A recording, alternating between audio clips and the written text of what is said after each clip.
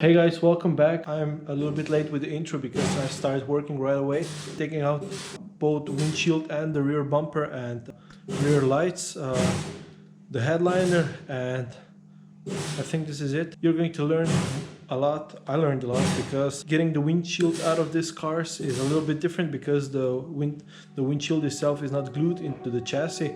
I hope you learned something new, and I hope that this will help you on your project. Thank you again for joining me. See ya.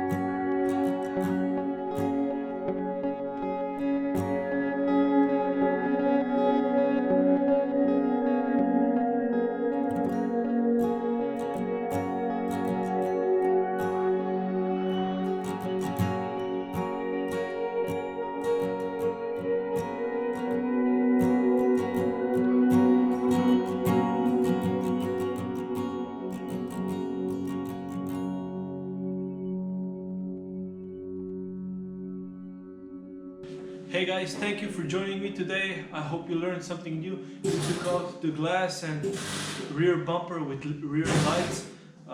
It was a blast. It's much better to work in a warmer climate, but this is it for today. It's getting pretty late, so we gotta head back home. Thank you so much for joining us.